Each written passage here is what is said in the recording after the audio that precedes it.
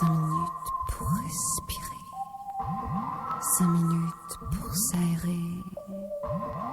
5 minutes contre la pression qui monte.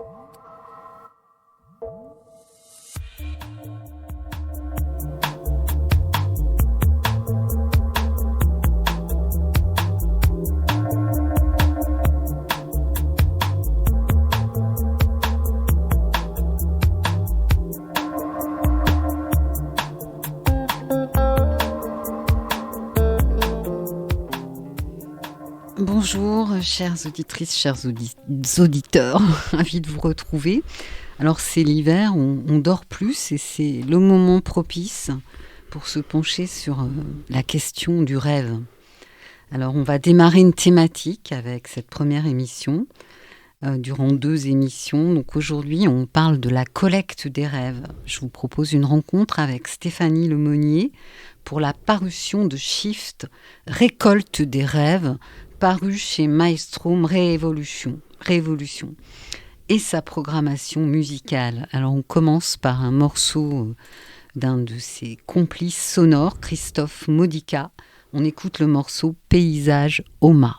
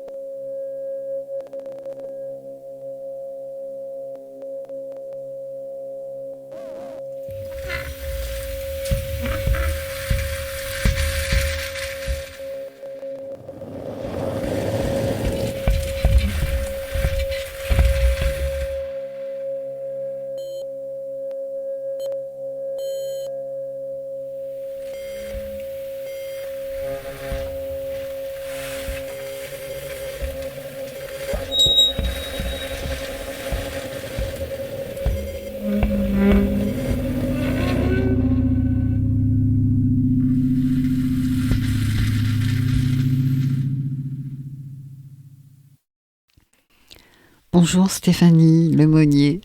Bonjour. Merci d'être venue de Marseille aujourd'hui.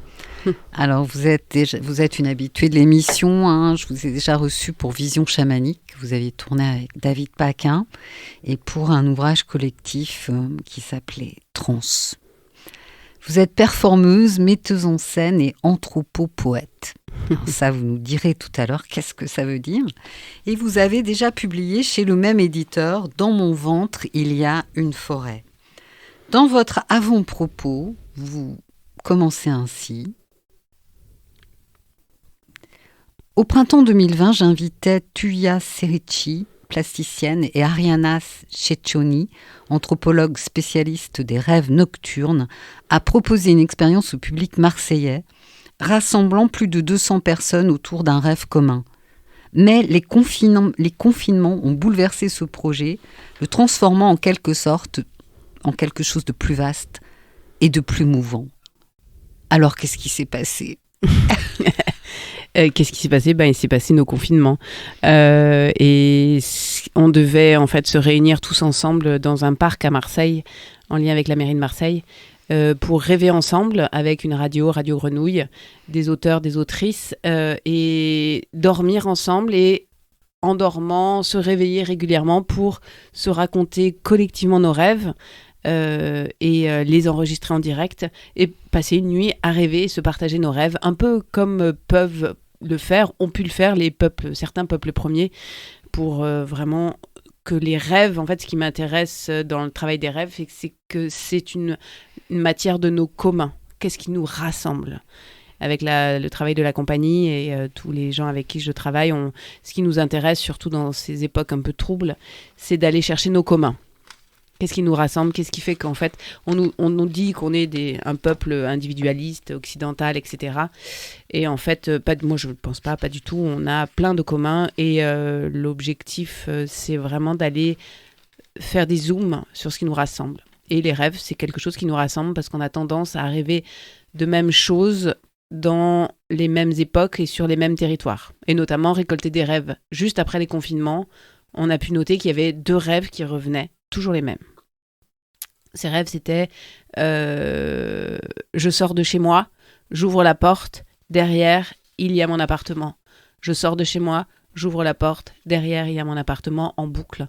Et l'autre rêve, c'était l'inverse, c'est je suis chez moi, je découvre une porte qui n'existait pas, que je n'ai jamais vue dans mon appartement, et il y a un paysage de nature immense, en fait, qui est en fait dans mon appartement, au sein de mon intérieur, de mon intimité. Et ça, c'était vraiment les 2 rêves qui se retrouvaient, mais en permanence. Donc c'est cet endroit-là de se dire que on rêve ensemble. Nos nuits sont communes. Et ces rêves-là, on en a récolté plus de 500 un peu de partout dans le monde, entre Brésil, Canada, Suisse, Belgique, Madagascar. Et on en propose, et il y a un QR code dans le livre, on propose un catalogue de rêves où il y a plus de 500. Alors, nous, on a récolté plus de 500 rêves et on en a monté 200 qui sont en écoute libre, avec les voix des rêveurs-rêveuses que nous avons croisés tout du long de nos promenades oniriques. Super. Donc, est-ce que c'est cela le shift ? Alors le shift, c'est assez passionnant, c'est qu'en écrivant le livre, je crois que c'est une amie qui s'appelle Nat Consolini, qui est aussi la photographe de la photo du livre, l'Anne.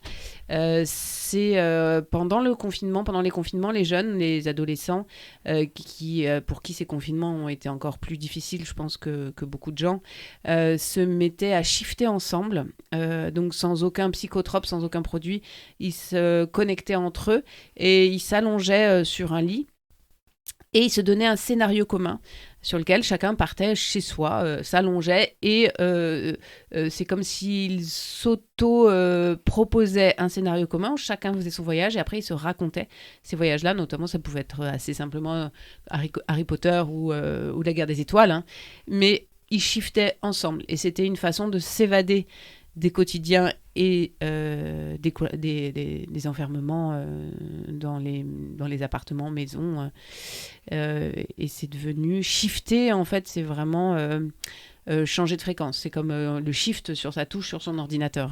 Hein. C'est vraiment très créatif, ça me fait penser aux cadavres exquis. Je trouve ça super, hein, comme quoi tout épisode, même négatif en apparence, est porteur aussi finalement. De création. Ouais. Alors, vous me parliez en amont de la topologie des rêves, de rêves du dedans, du dehors. Est-ce que vous pourriez un petit peu nous éclaircir sur ce sujet ? Oui, c'est mes 2 compères du tout début, Tuya Cheuchi et Ariana Cicconi. Ariana Cicconi qui est anthropologue et qui a fait sa spécialité qui a écrit sa thèse notamment sur les rêves au Pérou, qui m'a beaucoup parlé de ça, qui m'a partagé ces informations-là. Donc pour elle, il y a, et pour d'autres, il y a 3 types de rêves que l'on retrouve dans toutes les cultures. Donc c'est le rêve du vol, le rêve de la chute et le rêve de perdre ses dents. Et souvent quand j'évoque celui de perdre ses dents en public, souvent instinctivement les gens mettent la main à la bouche. C'est vraiment un rêve physique qui est soi-disant connoté de mort, mais comme ce n'est pas la mort en tant que telle, c'est la métamorphose. On perd souvent quelque chose pour changer, donc c'est une mue. En tout cas, le rêve de perdre ses dents, c'est l'annonce d'une mue. Et ce qui est assez intéressant, et c'est d'où un point d'appui sur lequel j'ai écrit ce livre Shift, c'est qu'il y a 2 typologies de rêves. Il y a les rêves du dedans et les rêves du dehors. Donc les rêves du dedans, c'est un peu... je prends toute ma vie de ma journée, de la semaine, du mois, de mon année. Je les mets tous tous les événements, je les mets dans un check-up. Et puis la nuit, il en ressort quelque chose de très étonnant, étrange, où je mélange un peu tout ça. Je parlerai pas de psychanalyse et tout ça parce que c'est quelque chose qui m'intéresse pas. En tout cas, vraiment, moi, ce qui m'intéresse, c'est la poésie de nos nuits et nos communs. Qu'est-ce qui fait poésie de nos nuits, dans nos nuits. Mais en tout cas, les rêves du dedans, c'est je reprends des éléments de ma vie, je les mélange et j'en fais un rêve.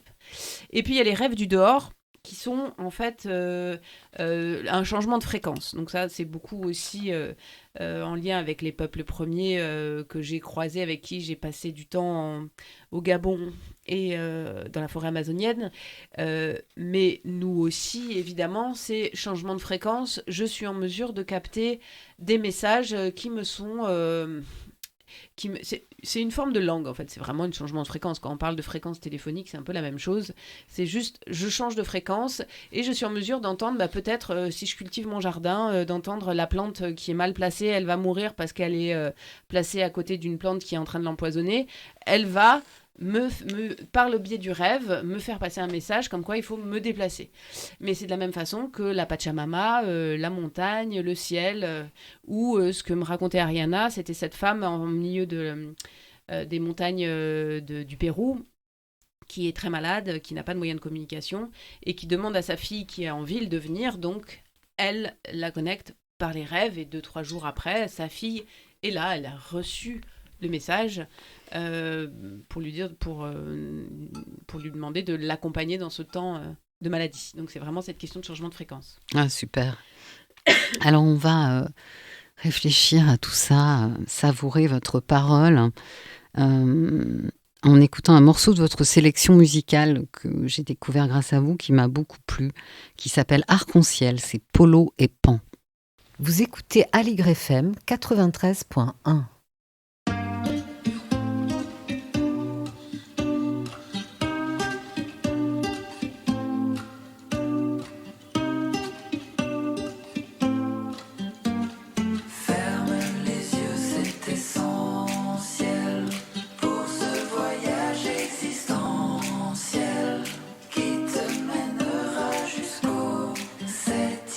Oublie les jeux artificiels.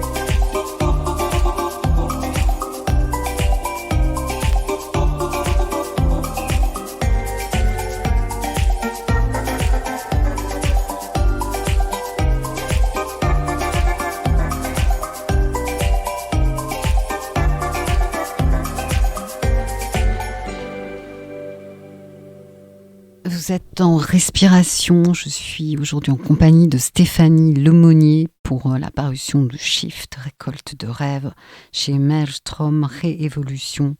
Alors Stéphanie, qu'est-ce que ça veut dire être anthropopoète ? Anthropopoète, alors j'ai toujours été passionnée, attirée par l'anthropologie et j'ai la sensation parfois que les démarches de la compagnie sont proches de l'anthropologie sans du tout être scientifiques. En fait, souvent, là, les derniers textes et les derniers spectacles, parce que Shift, Récolte de rêves, est un spectacle. Ça a été une récolte de rêves pendant 2 ans, donc sur différents territoires. Donc pendant 2 ans sur différents territoires et notamment en marche, en randonnée avec un dispositif en Belgique. On a marché pendant 10 jours, on récoltait des rêves et tous les soirs on en faisait spectacle. Et j'ai écrit Shift Récolte de rêves qui est une sélection d'une centaine de rêves récoltés sur les 500 pour en faire un récit poétique écrit sur papier, mais qui est autant une retranscription du récit, parce que souvent dans les rêves il y a du récit, mais il y a beaucoup d'autres choses. Quand on raconte un rêve, souvent on est beaucoup pris par les états, les émotions, et donc mon objectif, mon travail a été vraiment de retranscrire sur une feuille blanche autant les impressions, les émotions, les sensations que l'on a quand on raconte un rêve. Et c'est pour ça que c'est très proche de la poésie sonore, quelque chose comme ça qui s'en dégage. Et c'est aussi un spectacle pour l'espace public, pour les paysages qu'on appelle. Et la première son que vous avez entendu de Christophe Modica est le créateur sonore de ce spectacle. Et on a voulu faire un spectacle pour 4 personnages. Il y a 3 comédiens danseurs et il y en a un personnage qui est le paysage. Et Christophe a traduit les rêves du paysage. Donc la création sonore du début, c'est vraiment les créations du paysage. Et toujours avec Christophe Modica et Elisa Desbrosses, cette fois-ci, la deuxième partie après Shift Récolte de rêves, la deuxième partie, c'est à force de douceur. Je suis sur un dispositif d'écriture sur territoire avec eux où on rencontre des gens, des habitants, des habitantes, et on parle avec eux, on fait des agences de conversation, des jeux de cartes. Et l'idée, c'est, nos thématiques, c'est imaginer des futurs souhaitables et désirables avec ce mantra, c'est maintenant on arrête la dystopie, et si tout est possible, qu'est-ce que l'on souhaite ? Voilà, on arrête de dire juste non, on dit je veux ça. Et ça fait pareil, 1 an et demi, 2 ans on est sur des territoires, différents territoires plutôt de montagne, Queyras et Auverdon, à écouter les territoires et à partir de l'écoute de ces territoires, des conversations que l'on mène, je mets en écriture. Et c'est un peu cet endroit-là d'anthropopoésie, c'est d'être vraiment à l'écoute d'habitants, d'habitantes, d'artistes, d'amis, en fonction des dispositifs, et de réécrire et de réoffrir ces textes-là aux habitants, habitantes avec qui on a travaillé. Ouais, vous êtes très clair là-dessus. Alors revenons-en à ce texte où on retrouve un certain nombre de thématiques, je dirais presque classiques, par exemple des cauchemars. Donc la question de l'espace y est importante, ouais. Des transformations des d'espace. Ouais. C'est des rêves aussi que chacun connaît.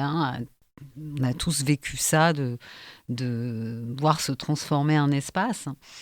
Et est-ce que vous pourriez nous lire là un extrait d'un passage où intervient un personnage public que je trouve assez amusant? Avec plaisir.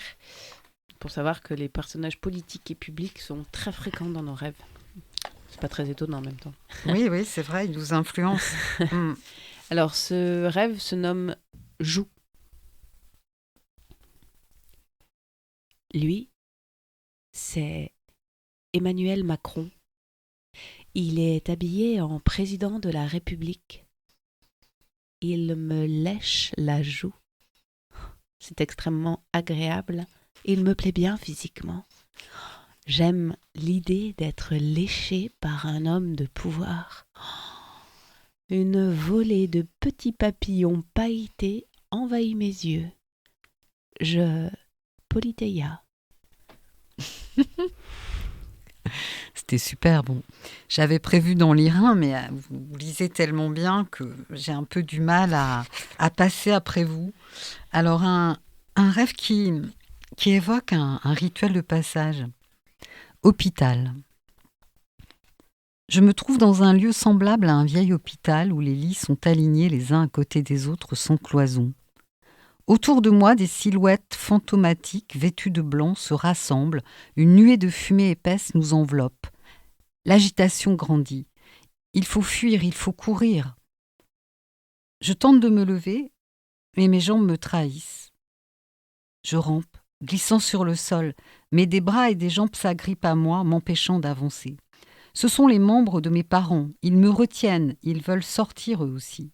Mais je dois m'échapper seule.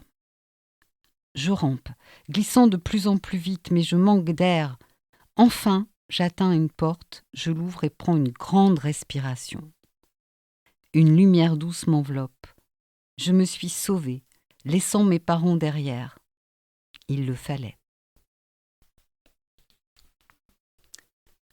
Alors, de qui sont ces deux rêves-là? Alors, je me souviens très bien de la personne à qui le rêve que j'ai lu joue avec notre président de la République.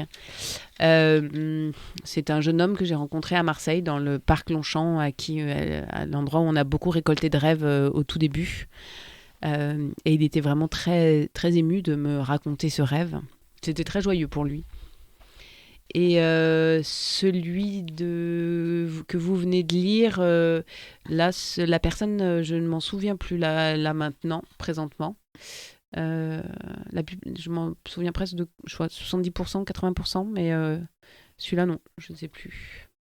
Et oui, vous avez fait beaucoup de rencontres. Alors oui, plus de 500. Et certains rêves, j'ai eu plusieurs compagnes de récolte de rêves, dont Sarah en Belgique, qui m'a beaucoup accompagnée sur le dispositif La Marche des Philosophes. Voilà, j'ai oublié le nom. Sarah Antoine, et c'était sur le dispositif La Marche des Philosophes. On était deux à récolter des rêves. Ouais, je trouve que c'est très bien de les entendre, d'en entendre certains. Donc, dans ces rêves récurrents, on a aussi des cauchemars, des choses qui s'apparentent aux cauchemars. Donc, peut-être vous pourriez nous lire Course-poursuite, page 105. Avec plaisir. Vous voulez que je vous dise le contexte ? Ouais, bien sûr. Alors là, c'est justement une des personnes qui organisait la Marche des Philosophes et qui m'a raconté ce rêve sur une route de Belgique, une route de campagne de Belgique en randonnée. Course-poursuite. Ville de Sedan.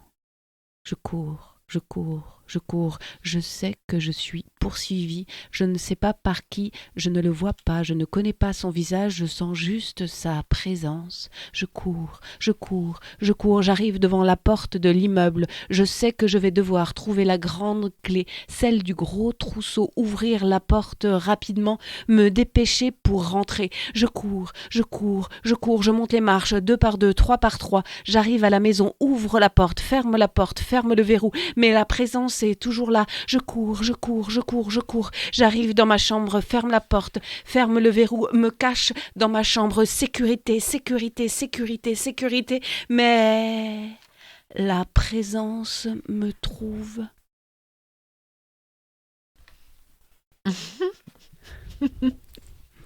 Terrible. Terrible.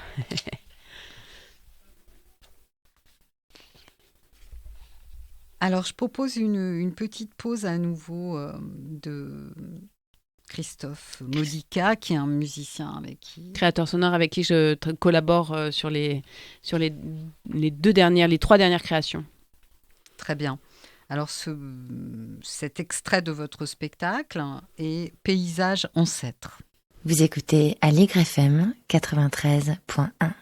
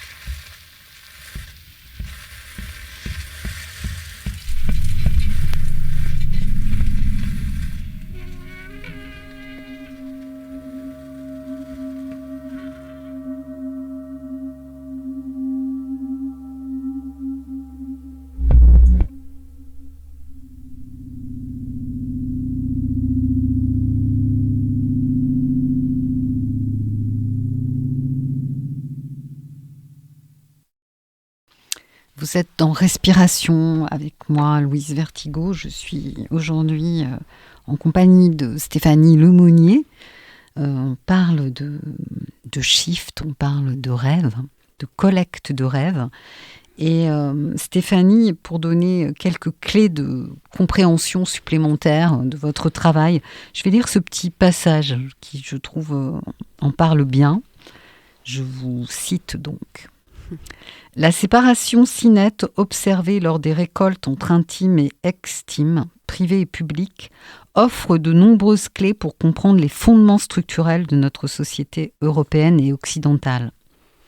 Cette frontière, que je cherche à perforer par petites touches successives, repose sur les bases d'une nouvelle écologie politique de la relation. L'humain, grand mammifère terrestre complexe, a le devoir, et j'emploie ce terme à bon escient, d'arpenter ses imaginaires, tous ses imaginaires, sans entrave, afin de les décoloniser de ses peurs maladives et restrictives, empêchant ainsi le déploiement de toutes les possibilités relationnelles complexes et incroyablement enrichissantes avec le vivant élargi. C'est bien dit, non ? C'est pas mal, hein, j'écris bien. Hein. Ouais, tout à fait. Non, tout à fait. Mais oui, et juste, je me permets de préciser que ah oui, mais je l'ai déjà dit, mais Shift Récolte de Rêve est la première partie d'un triptyque qui se nomme Nos imaginaires. Et c'est vraiment cette question de s'engager sur redynamiser, revivifier nos imaginaires, mais le mien en premier. Hein, je parle de... Voilà, on a besoin de casser ces dystopies et on est pétri de dystopies. Et comment redonner souffle ? Alors, on avait commencé une lecture de certains rêves qui sont des rêves qui ont du sens. Vous allez peut-être nous éclairer sur le nouveau choix que j'ai fait. Je vous invite à lire un rêve qui parle d'espace. Donc, page 80. Toile.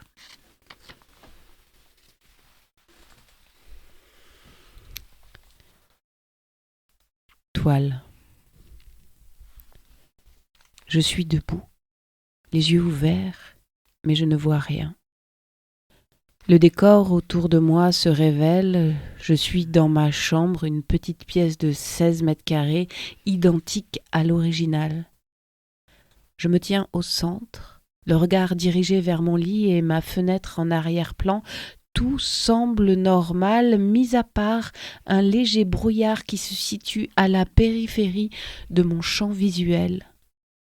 Je tourne plusieurs fois sur moi-même pour appréhender entièrement ma chambre et réalise que l'un des murs, celui opposé à ma fenêtre, a disparu, s'ouvrant sur une large caverne. Cette caverne est parsemée de trépieds soutenant des toiles de peinture vierge. Un gigantesque atelier minéral s'invite dans ma chambre avec des parois larges, douces et humides d'où se dégage une chaleur agréable et une lumière tamisée. Je m'avance légèrement jusqu'au point de contact entre les deux espaces, observant la limite, mais il n'y a aucune marque de frontière. Arrivé à la lisière de la caverne, je discerne au bout une source de lumière intense. Plus je m'approche, plus cette source grandit, tandis que la caverne rétrécit. Cet orbe est une ouverture sur une vaste prairie tachetée de milliers de teintes roses, à l'instar d'un grand tableau de maître. Je me dissous totalement dans ce nouveau paysage. Merci.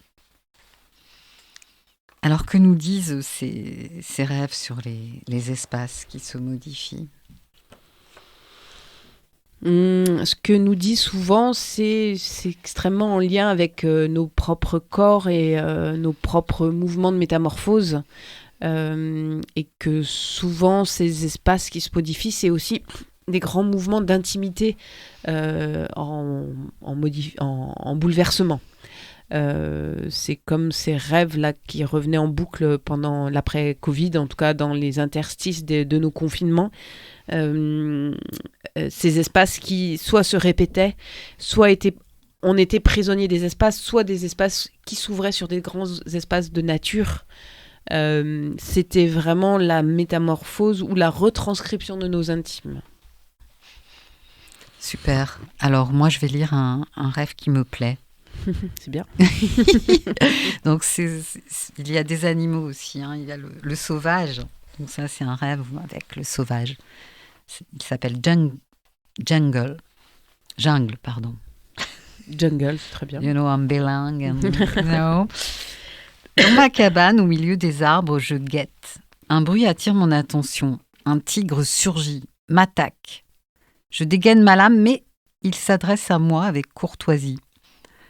Je l'invite alors à boire le thé. Il est tellement maladroit qu'il casse tout. Son sauvage le domine. Nous allons dans le grand magasin du milieu de la jungle pour le confier à un dresseur.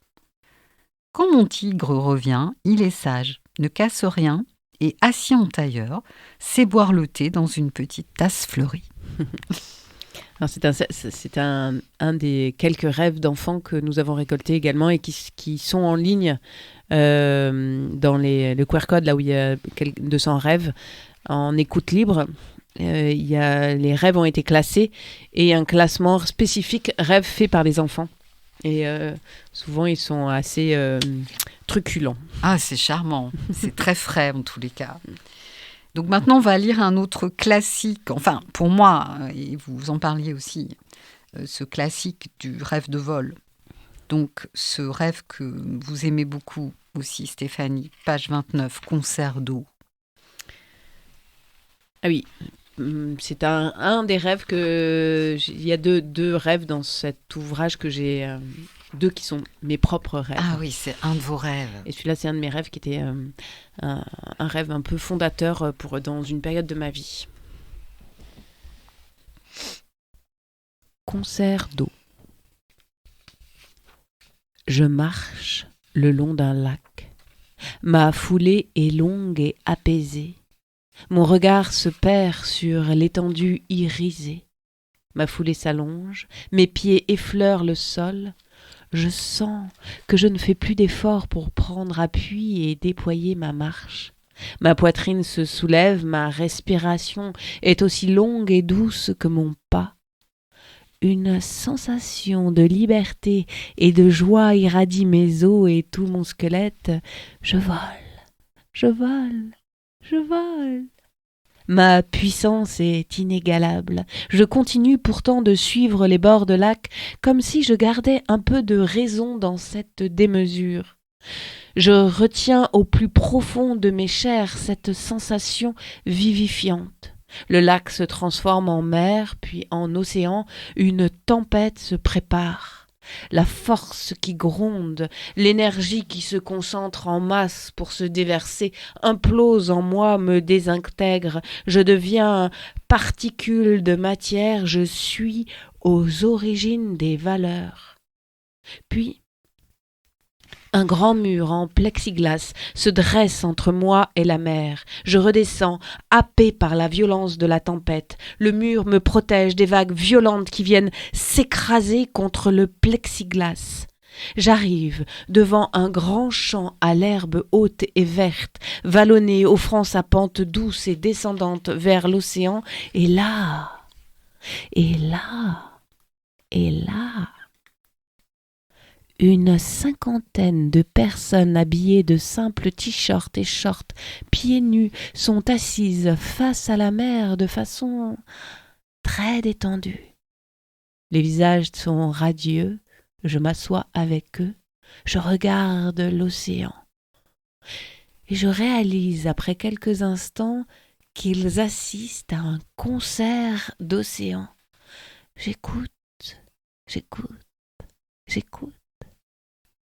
Vagues, gouttes d'eau bourrasques brises sont les instruments d'une partition jamais égalée. Épiphanie sonore. Et on enchaîne avec Placed in Memory de Birds on Wire. Vous écoutez Aligre FM 93.1.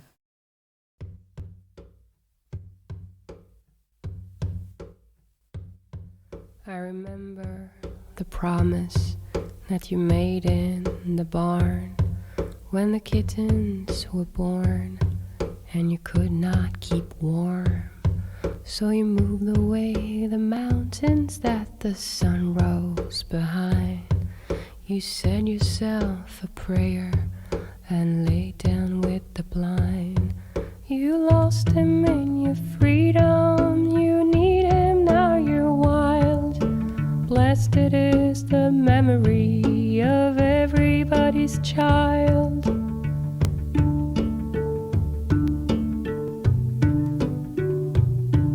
And the vow of compassion that you swore through your teeth when the war began to end and the photographs we. Nobody blames you as the train pulls away with its cargo full of snow of these German paperweights. You lost them in your freedom. You need him, now you're wild. Blessed it is the memory of everybody's child.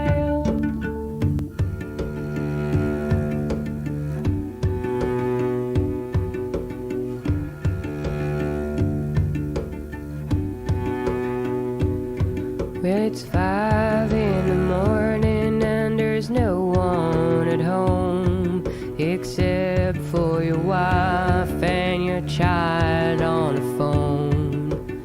Someone's got to listen to a promise or two. This room is far too small for a pilgrim like you.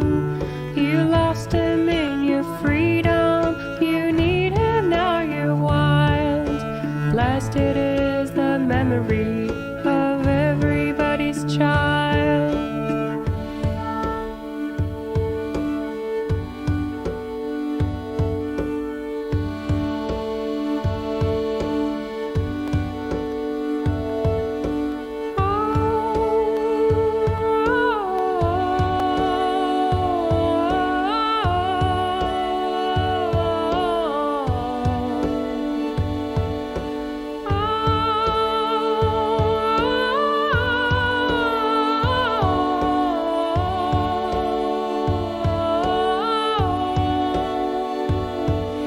Now that you decided to follow the sun like a shadow, a bird or a king on the run, your chains are too dark for the seas you must swim.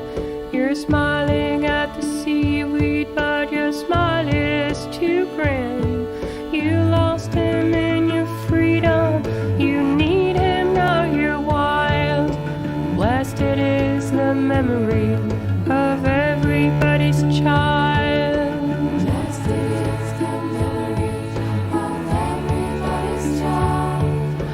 Blessed it is the memory of everybody's child. Blessed it is the memory of everybody's. Vous êtes toujours dans Respiration. Alors je reprends ma conversation avec Stéphanie Lemonnier. Stéphanie, vous pourriez peut-être nous lire un rêve qui est complètement dans la continuité d'une actualité à Marseille. Page 64. Juste un petit contexte, à Marseille, nous avons vécu les effondrements de la rue d'Aubagne, qui sont 2 immeubles qui se sont effondrés avec leurs habitants, qui a été un gros trauma, ce qu'on appelle un peu les traumatismes d'une ville, en fait, et des traumatismes politiques, évidemment. Et un ami conteur, Marien Guillet, pour ne pas le citer, m'avait confié ce rêve que j'ai réécrit. Marseille. J'habite à Marseille, à côté de la rue d'Aubagne. Il y a peu, 3 immeubles se sont effondrés. Trou blanc. Cette nuit, une maison pour tous a poussé dans le trou blanc. Un jardin verdoyant, des fleurs, de l'herbe, des murs de couleur à la place du trou blanc. Tout le monde peut écrire, dessiner sur les murs, jouer au foot, courir, sourire, clamer des poèmes, se promener, ramasser des fleurs, chanter, rire, rire, rire, rire encore. Et une grande dame noire avec une robe aux couleurs éclatantes est à l'entrée. Son sourire est immense. Tout le monde est accueilli sans distinction. Les yeux sont fleuris. Je iris. Alors, je vais vous lire maintenant un rêve autour des thématiques de la mort, de la rencontre avec les défunts, de la communication, qui reviennent beaucoup dans votre ouvrage. Alors, 3 hommes. Au numéro 14 de la traverse Paul, je tue 3 hommes à main nue. C'est très agréable, c'est physique de tuer. Épuisé, je vais me coucher dans la grande maison juste en face. Un grand lit blanc accueillant m'attend au rez-de-chaussée. Quand les propriétaires passent la porte, ils font très attention à ne pas faire de bruit pour ne pas me réveiller. Ils savent que tuer est fatigant. À mon réveil, ils sont là, tout heureux de m'accompagner dans le jardin pour creuser le grand trou qui accueillera les 3 corps. Nous les recouvrons d'engrais puis de graines. Au printemps, nous cueillons dans ce même jardin de grosses fraises bien rouges et juteuses que nous dégustons avec plaisir. Révolution. Alors, d'où il vient celui-là? Alors, ce qui est très marrant, celui-là, justement, c'est la traverse Paul, qui est une vraie une traverse, une petite ruelle à Marseille, pas loin de du bord de mer, dans le 8e, qui traverse justement entre le parc Borelli et le musée d'art contemporain. Et c'était un matin très tôt, à 7h du matin, où je me promenais avec mon micro et je croise vraiment une dame qui sortait d'une maison et je lui pose la question de si elle avait un rêve à me confier, et là elle me regarde avec un sourire mais gigantesque et elle me dépose ce rêve, mais c'était comme un cadeau que j'ai beaucoup utilisé, ce rêve, pour dire que évidemment qu'elle n'avait pas tué 3 hommes. Je le dis parce que souvent je l'ai raconté beaucoup à des collégiens. Ils disaient quoi, mais... Et je leur dis, mais en fait, ce qui est bien, c'est que les rêves ne sont pas morales. Il faut arrêter. Pour moi, il n'y a pas ni cauchemar, ni joli rêve. C'est que les rêves ne sont pas morales. Elle a évidemment pas tué 3 hommes, mais elle a tué quelque chose qu'elle avait vraiment besoin de tuer. Et elle l'a bien tué. Parce qu'au matin, elle était épanouie comme jamais, comme s'il y a eu un exutoire incroyable qui s'était passé pendant sa nuit. Et les rêves ont beaucoup aussi cette fonction-là d'envoyer balader, d'évacuer. Et c'est pour ça que souvent, quand je récoltais des rêves, je faisais des pichenettes à Freud, parce que ce qui m'intéresse, moi, c'est plutôt ce que les rêves nous racontent à chacun individuellement, et qu'on va pas être psychanalysé, parce que la psychanalyse de Freud empêche les gens de nous raconter des rêves. Tout le monde dit oui, vous allez me psychanalyser, vous allez m'analyser, mais pas du tout. C'est justement cette poésie de nos nuits qui est vraiment le vecteur de ce chemin-là. Très bien. Alors, vous allez, comme il n'y a pas de problème à parler de papa, page 34, on a bien compris. Vous allez nous lire ce rêve-là, s'il vous plaît. Papa. Je rentre dans ma chambre, mais je dors déjà. J'allume la pièce, mais elle reste noire. J'appuie sur l'interrupteur, le plafonnier s'éclaire puis s'éteint. Je vois une forme, j'insiste. J'éteins, j'allume, j'éteins, j'allume, j'éteins, j'allume, j'éteins, j'allume, j'éteins, j'allume, j'éteins, j'allume. Et je vois une ombre, mon père. J'éteins, j'allume, j'éteins, j'allume, j'éteins, j'allume de plus en plus vite. J'éteins, j'allume, j'éteins, j'allume, j'éteins, j'allume. La lumière explose d'un coup noir.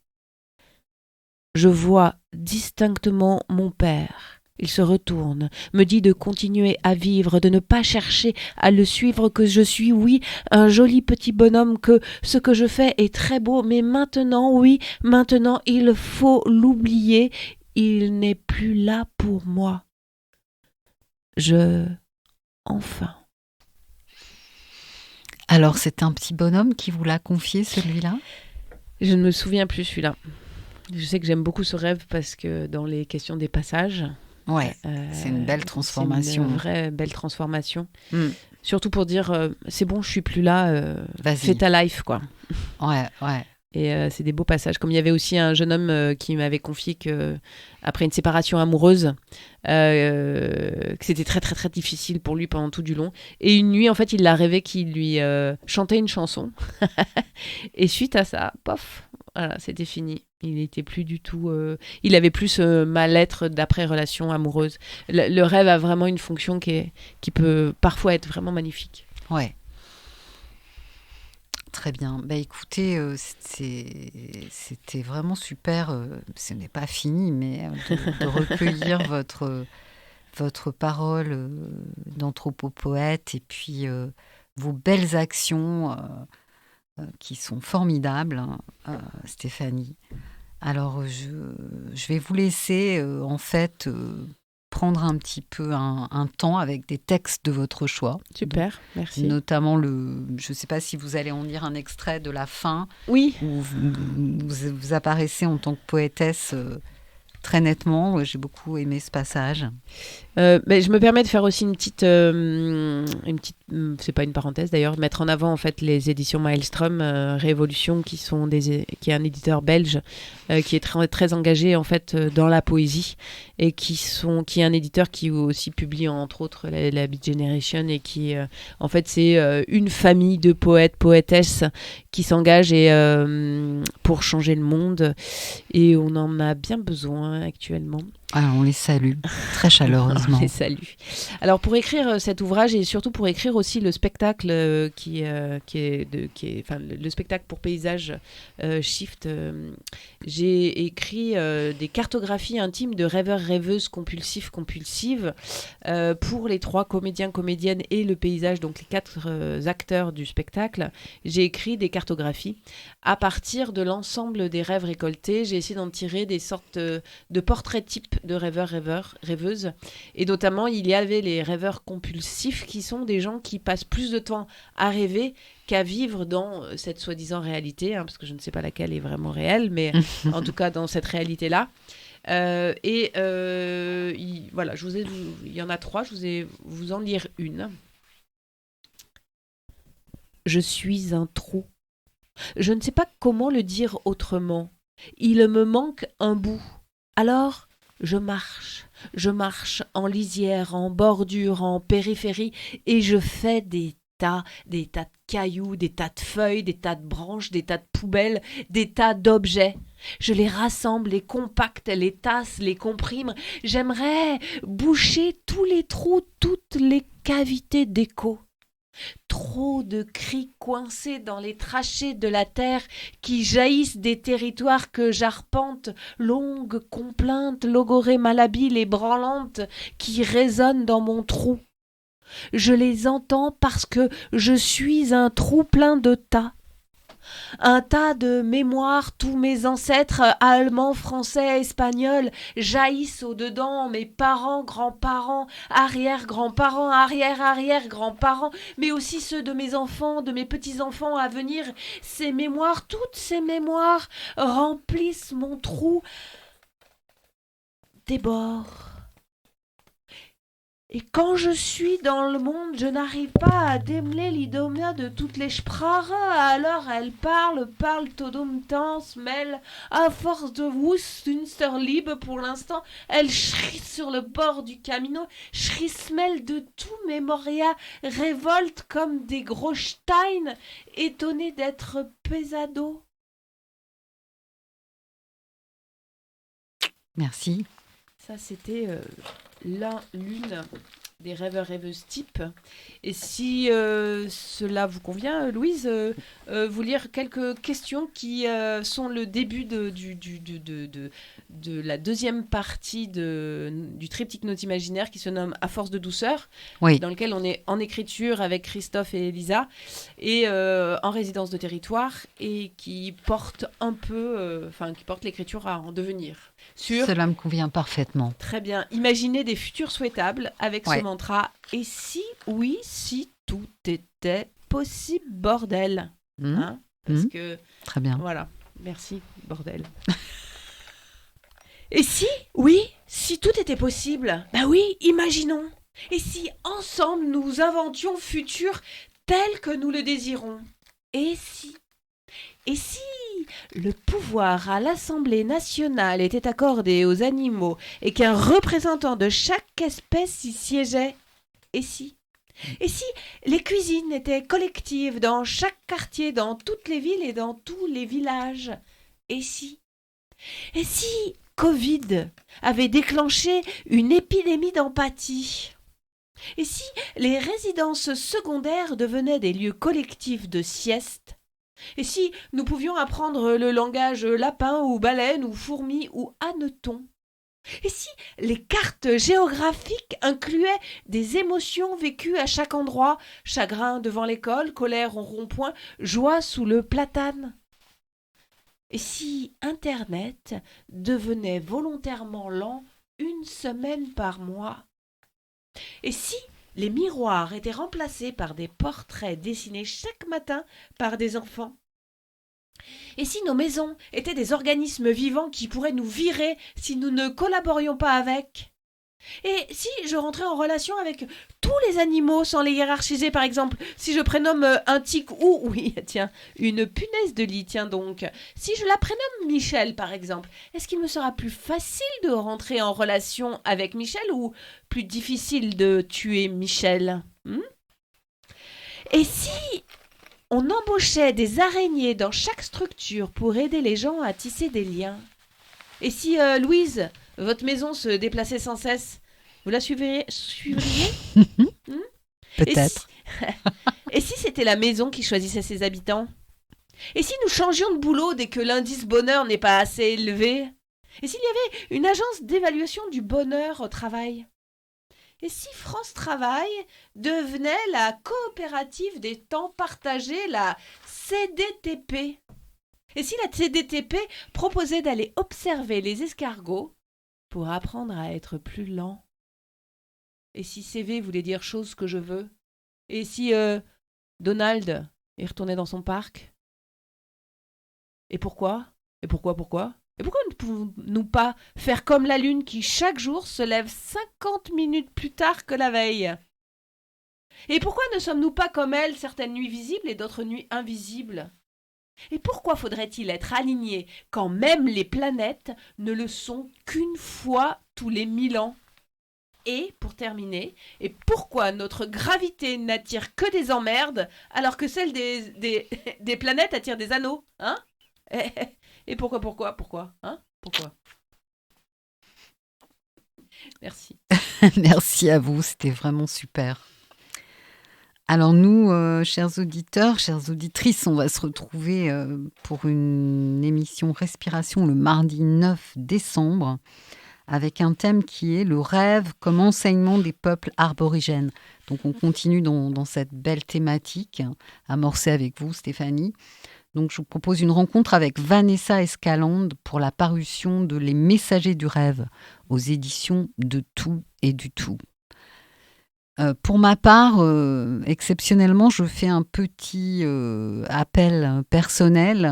Regardez sur mon site louisevertigo.com. Il y a une campagne d'appel aux dons pour le documentaire Louise et les maîtres du son japonais. Donc, ayez la curiosité d'aller voir de quoi il s'agit. C'est une belle aventure. Eh bien, je vous dis à bientôt et je remercie René Clancy et Armand Gury pour la technique. Belle journée, à bientôt, bonne soirée. 5 minutes pour respirer, 5 minutes pour s'aérer, 5 minutes contre la pression qui monte.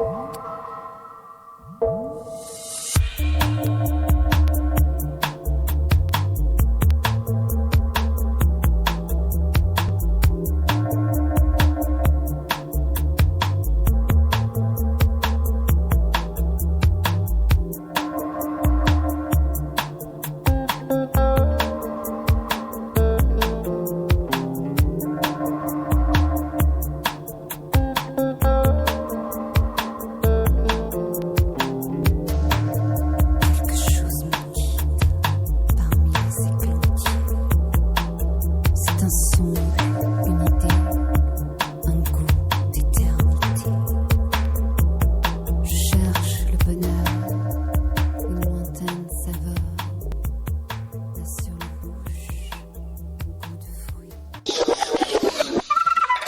Aligre FM 93.1.